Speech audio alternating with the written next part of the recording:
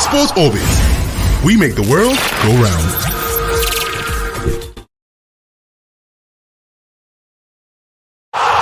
Sports Orbit. We make the world go round.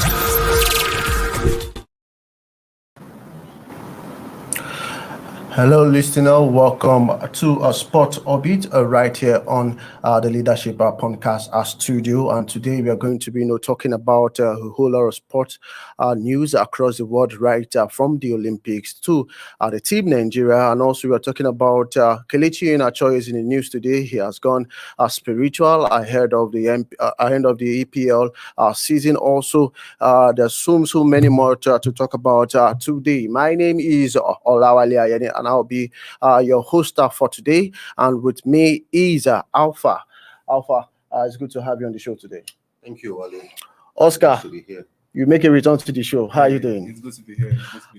Okay, we go straight to our first story where we are talking about the Olympic Games, where the IOC President, talking about Thomas Bach, has said that the COVID-19 pandemic could have hindered the hosting of the 2020 Olympic Games right there at Japan. We know that the games will start from the Friday, that is talking about the closing opening ceremony on about 3 days time in that particular one. Do you think the COVID-19 should have stopped the hosting of the games? Yes, absolutely. I mean, at a point, it seemed very, very unlikely that these Olympics were going to hold, from last year postponed till this year.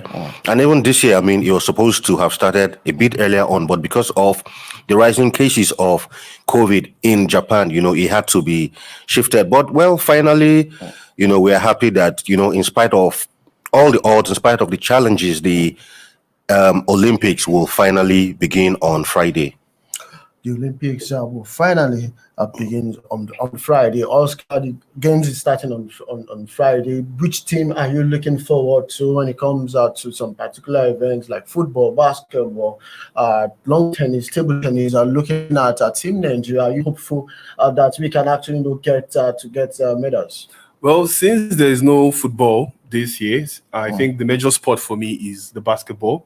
So I will definitely be putting my eyes on the Tigers and also the Tigress, because so far so good. I feel they are representing us so well. So yeah, that's what I'll focus on. To talking about the Tigers, we head straight to the news coming from the camp of the Tigers at this point in time, where the Nigerian Basketball Federation has hit back on FIBA due to the rejection of two US-based Nigerian players. Talking about Ineka Ogo Michael and also Elizabeth Williams. In that particular one, they were actually rejected to represent Nigeria at the Tokyo Olympic Games. Do you think, Alpha? Do you think because we know that Nigeria defeated US in the men's friendly match? Talking about the Tigers. Could you think that would be the possible cause for them not allowing these two Nigerian-based players to actually represent Nigeria at the Olympics? Well, I wouldn't want to attribute that as a factor. The Ogumike sisters are actually, U.S. citizens, though born of Nigerian parents, but they were born in the U.S. and grew up there.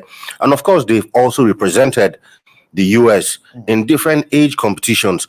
So I think after they failed to make it to the U.S. team and trying to come back to, quickly come back to the Tigress, I don't know how the American Federation felt about that. And of course, they took the case to appeal, but sorry to say that, I mean, they were not successful in their appeal. And of course, the NBBF has every right to be upset with that decision, because their addition to our current squad in the Tigress would have sort of given us an extra edge going into the Olympics. So I think it's a really sad one for them.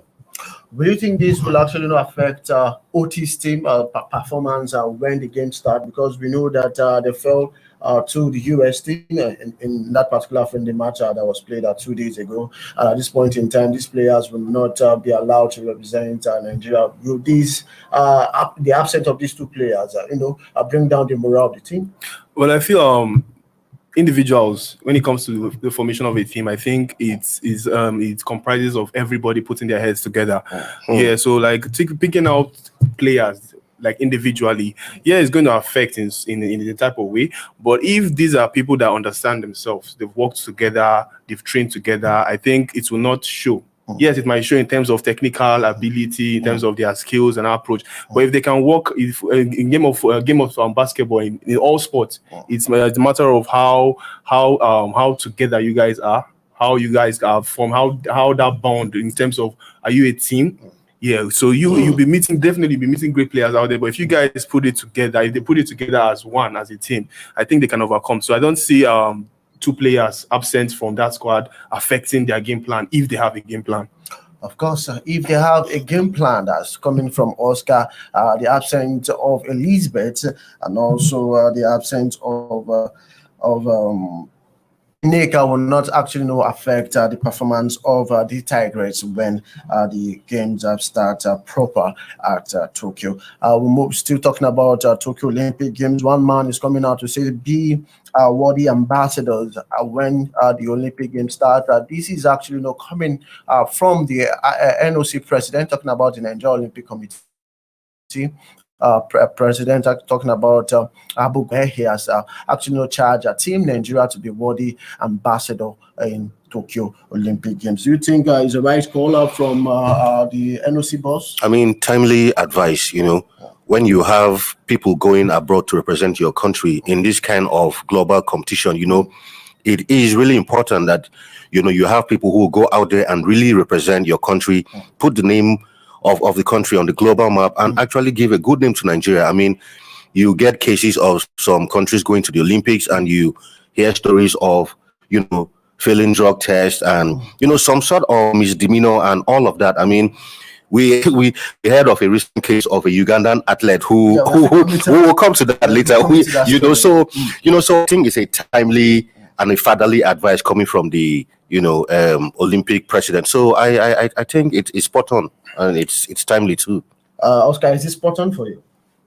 In terms of the NOC president coming out to actually to charge a Team Nigerian athlete to be worthy ambassador when the Olympic Games start. Yeah, one thing about Nigeria is we are strong-blooded. In terms of representing, we can represent very well, even though we don't put 100%, even though we don't come with that result that we expect to come. I feel our athletes are going to give it the 100.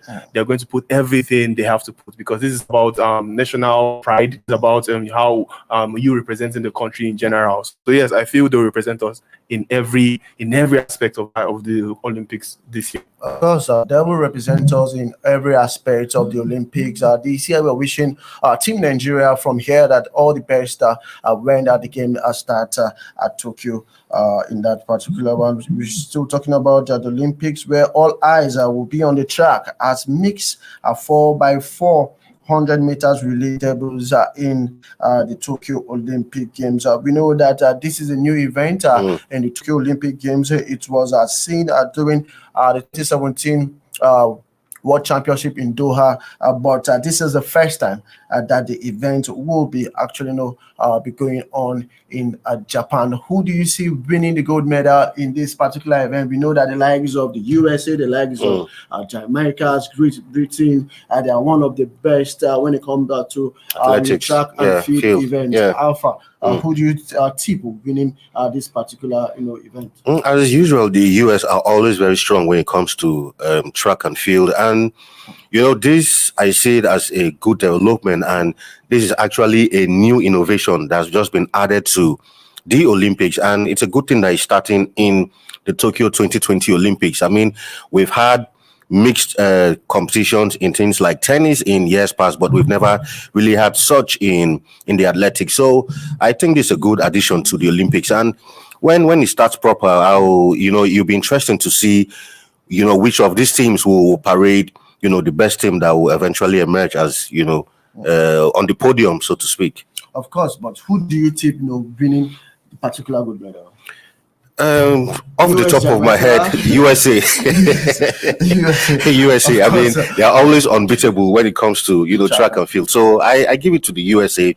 Then maybe Canada coming second. What about Jamaica? Yeah, maybe Jamaica will make the bronze, or sort of in the top three. because of the absence of A one man talking about the fastest man. No, not really. No, not really. I still think they still have some athletes who, are able to still replicate, his achievements in times past.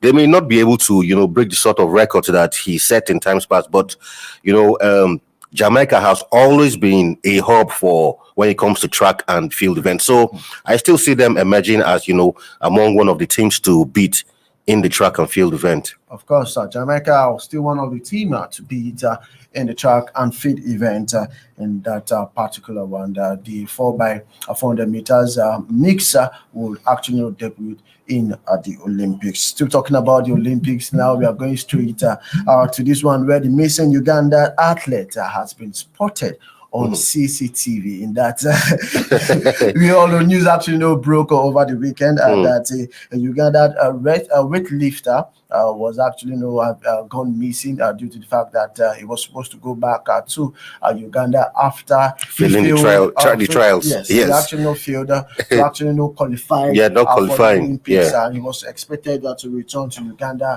But at the last just 2 days ago, a report actually came out that for me, we say he actually absconded. That's what it is, basically. For greener pasture at this point in time. But we know that athletes are from African countries, from the world, will be actually be coming to Japan for the Olympic Games. Do you think a good measure should be put in order to ensure that athletes don't actually go missing, don't actually disappear, not getting for them to actually return back to their various countries? Oscar. Well, I would say everything should be put on the responsibility. It should be the responsibility of the team, of the nation, in terms of making sure that all their participants, all who traveled with them from the country, is present and is not missing. Now, according to the story, we saw that he actually said he wants to walk before he wants to go back. So you see, like you said, this is like an African mentality. Yeah. And of course, when you go to Japan is a very when you're talking about first class or high countries, you're talking about Japan being included in that list. So yes, everybody wants to look for that greener pastures, and it's not wrong, but he did it in the wrong way. He was not supposed to do it. He did it in the wrong time. So it is the responsibility of the nation, of the team, to make sure that their participants, every individual, is being accorded for, is being made sure that they are not missing at the end of the day. So yes, it's something that I won't blame the organizers. I won't blame the Japan officials. I will blame the Ugandans. What did they do? What happened? What did they do? How would they lose guard? How would they leave him all of a sudden to just start wilding away in that vast country? We know Julius is not fair. He's a dark person, and we know the Asians they all look alike. It's going to be one man that will stand out in the crowd. He's a marked man, so to speak. Don't you think that will actually give him up? Yes, it will. And like Oscar just said, I think blame should be put on the Ugandan authorities, because if an athlete does not make it and he needs to be sent back home, I think he should have been properly escorted to the airport and ensure that he gets on the plane back to Uganda. But allow him to go on by himself and absconding, I think it's really a bad one. And woke up to a note that he wrote. Yes, he wrote that. Yes, he actually wanted to look for work, and I think maybe because he felt he was going to use the Olympics as a platform to actually sell himself. Since that opportunity was no longer available, he felt, okay, since I cannot sell myself, why don't I abscond and get something else to do and see how I can further, make, have a chance at a better life. So, but I really think the blame should be put on the Ugandan authorities. And I think this should also be served as a, sort of warning to other African athletes who might want to go this route. I mean, there are better ways. If you want to live in Japan, come back to Uganda and go back there legally. Exactly. Just quickly before we move on from this topic, what image has it given to Uganda and Africa at large? It's not a good one. Definitely not a good one. From all angle, I don't see it. It's not professional. It's not moral. It's like you're trying to sneak out from your country. It's like you're telling the whole world that your country is not what going back to. Yes. So it is definitely an image that will spread negativity in terms of people picturing Africans as people that want to just run away from their country and start life elsewhere. So yes, it's going to portray an image that's not going to be wonderful at all. Yes, we should actually portray an image that will actually boost the confidence of people, around the world in our own country when we talk about Nigeria and the rest of Africa. Moving away from Olympic right about now, we go straight to football, where 8 Nigeria EPL players worth about 56.5 billion naira at this point in time. A total of 8 Nigerian players with a current value of 116 pounds, 161,700 pounds in that particular. We fire out for 3 clubs, talking about Everton, Leicester City, and Watford for the 2021 to 2022 English Premier League campaign. This is actually coming from an independent football statistics website, transfermarket.com. Wilfred Edidi is the top of that particular list with 60 million, worth about 29 billion naira, while Kelechi Iheanacho, also fellow teammate at Leicester City, is worth 20 million pounds, about 9.6 billion. Alex Iwobi, 22 million pounds, about 10.6 billion. Emmanuel Dennis, who just moved to Watford, is worth around 5 million pounds, about 2.4 billion.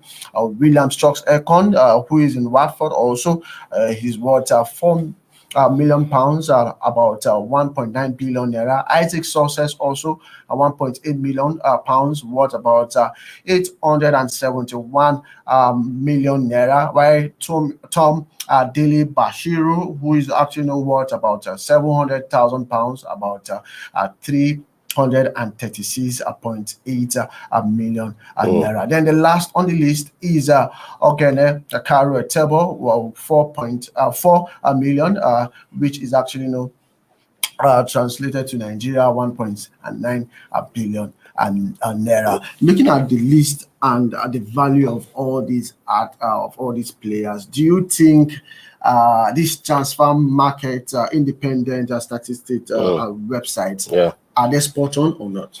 No, they are. They are spot on, and I think it's a good one for Nigeria that we have this sort of players with this sort of value, especially in a league like the Premier League. So it will go a long way, and we just hope that this will translate with performances on the pitch to actually prove that they are actually worth this amount. So I think it's a good one.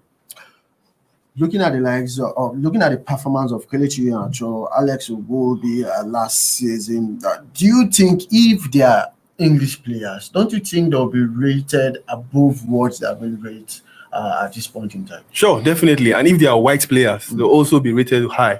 There's this thing about black players and there's this thing about African black players. I don't know whether it's just something that is just meant to be. But it's definitely going to be worth more if they were white players and if they were English players. I always say it anywhere I go that England players or English players are overhyped. If you look at last season, the way Kelechi Iheanacho performed, he performed marvelously. That I don't think in the whole of Leicester City, I don't think there was anybody that outrun him in that team. Of course. Last season. So yeah, he was seeing all these the amounts and all the tags put on them. I think they worked for it and they are really worth this, and if not more. Looking at Ndidi, for me, I feel he actually over 80. Yeah, absolutely. 80 million. Because if you look at the performance of Maguire at Leicester City before Manchester United came for him to spend in about 80 million pounds, I feel he didn't actually worth it. For me, I also agree with you that English players spot on, overhyped players, they're average players compared to other players. But for now, we want to go for a short break. But before we go for a short break, we have Kelechi Iheanacho in the news at this point in time, going spiritual ahead of the start of the EPL. We have Danny Akpeyu, hitting back at criticism in that particular, and after getting to lose the CAF Champions League final against El Ahly. These and many more is in the package. But for now, we'll take a breather, and when we come back,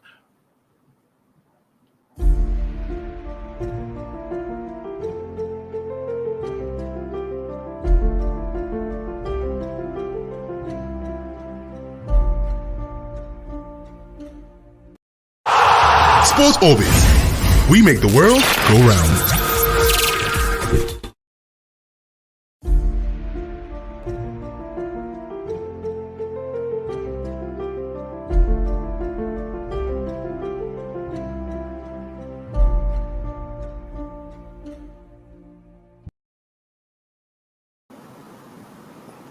Okay, welcome from that short break. So we go to our next story where Kelechi Iheanacho goes spiritual ahead of the 2021 stroke 2022 MPFL English Premier League season. The Super Eagles striker is optimistic that at Leicester City he will actually get more goals. According to him, I just want to quote him. Obviously, I scored goals last season.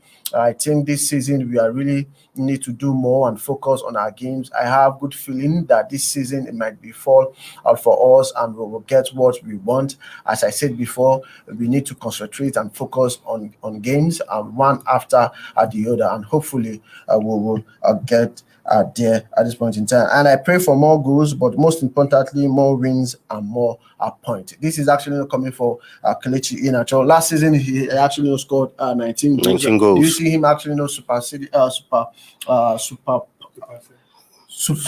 this particular goal margin? Yes, I think if he carries on from where he left it off last season, he should be able to do better than he did. I mean, last season he scored a whooping 19 goals in all competitions for the Foxes, and we hope that he will replicate those kind of performances. And so far so good. He's been doing well for Leicester City, and he ended the season on a high, winning the FA Cup for the club for actually the first time in their history. So all eyes will be on Kelechi Iheanacho this season. I mean, if you were in such a shining form last season, it will only be expected that in the incoming season that you can only improve and do better. So I think this season he could go a step further, maybe do between 20 and 22 goals, sort of. So I think a good one for him.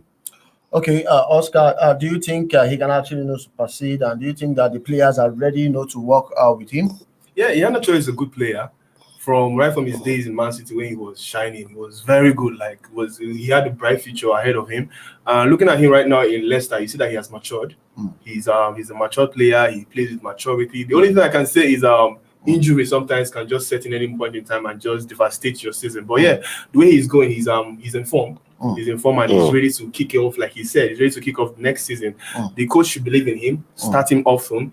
And yes, give rest to Vardy because Vardy needs that rest. He does. Allow the young man Iheanacho to play, and you see what he will give at the end of the day.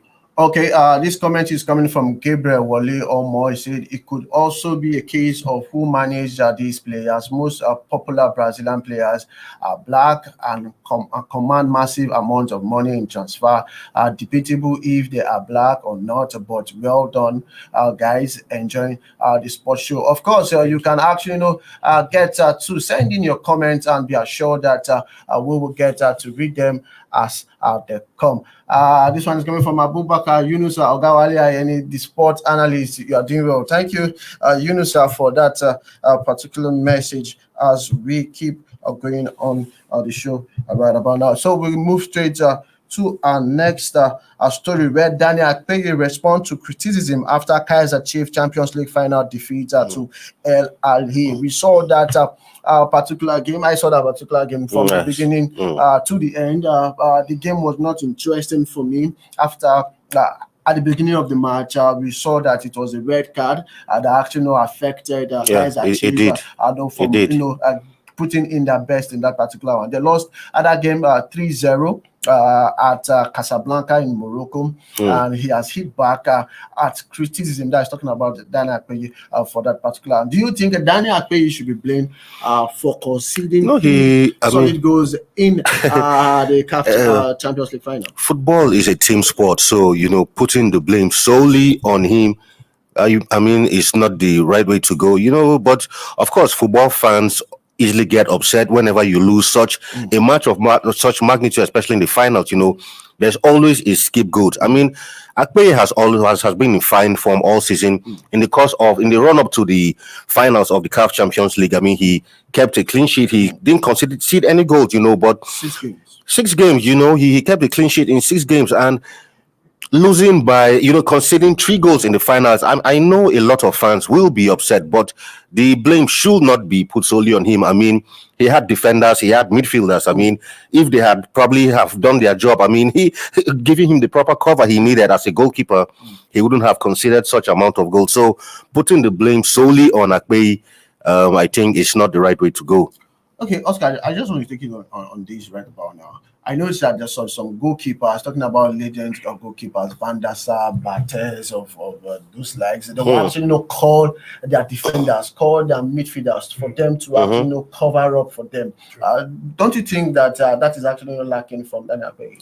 Yeah, I would say that is where experience comes in, and that's where also maturity sets in.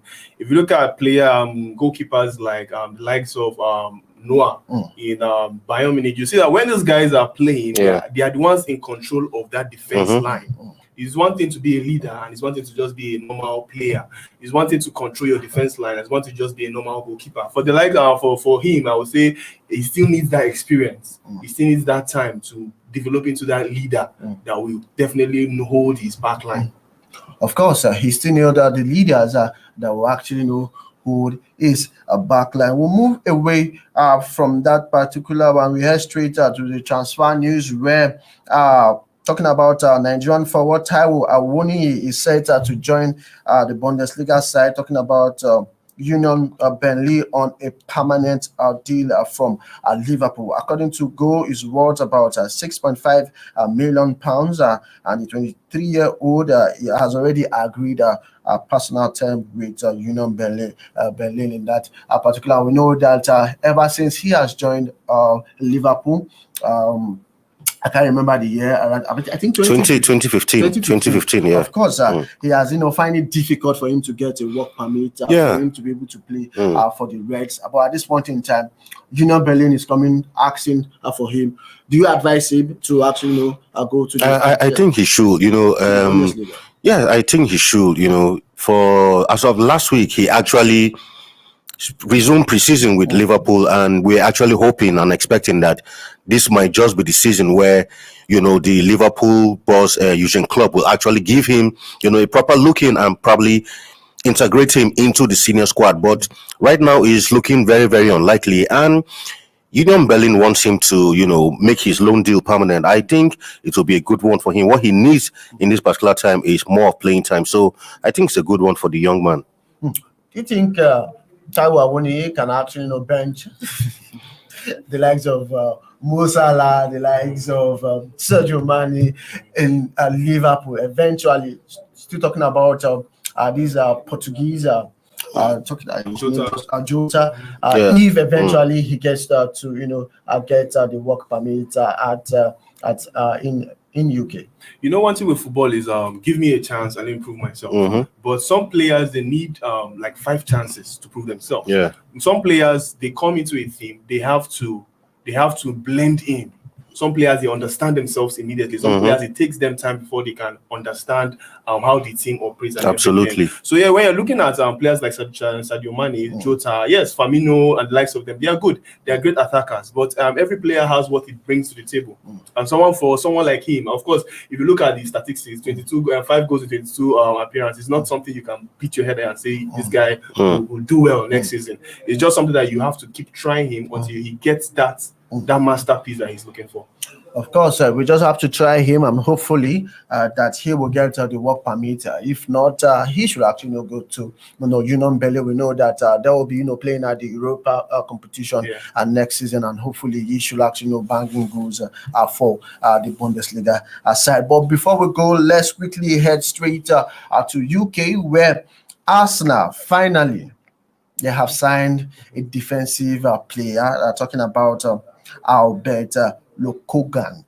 They actually signed him from Anderlecht for a reported £18 million, and is expected to be. He has actually started training with the Gunners ahead of the preseason, and after that, he's set to replace the likes of Granit Xhaka, because we report has it that Granit Xhaka might just be on his way to Roma, and also is expected to assist the likes of Thomas Partey at Arsenal. Do you think is a good signing for Arsenal? Good one for 21-year-old.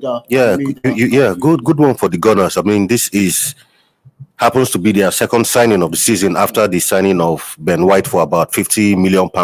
I think this is a good one. Arsenal really needs options on the bench. I think their major problem has been always having a lean squad. So I think the addition of Lokanga will actually be good for the team, going forward. So I think this is a really good one for the Gunners. They've been actually active in the transfer market so far. Do you think Arsenal stand the chance of winning the EPL or title? I see them. I will tell you, I see them finishing in the Europa spots. I don't see them even finishing in the Champions League. Looking at how our Premier League teams are hungry for success. Okay. Arsenal cannot actually win the Premier League. And this is coming from Oscar. What about you, Kande? This season, no way. No way. That's coming from Alpha. But it has been interesting, having Alpha and also Oscar on the show today. Thanks, guys, for coming on the show. Thanks for having us. This is the package for Sports Orbit right here on the Leadership podcast. Ensure that you get to follow us on our social media platform. And also, you can also watch the repeat of this show on the Leadership NG for the Sports Orbit and other amazing content right there on the Leadership podcast website. From me, Olawale, I said bye-bye for now and God bless you. Team will come your way same time, same station tomorrow. Bye-bye for now. Bye-bye. Bye-bye.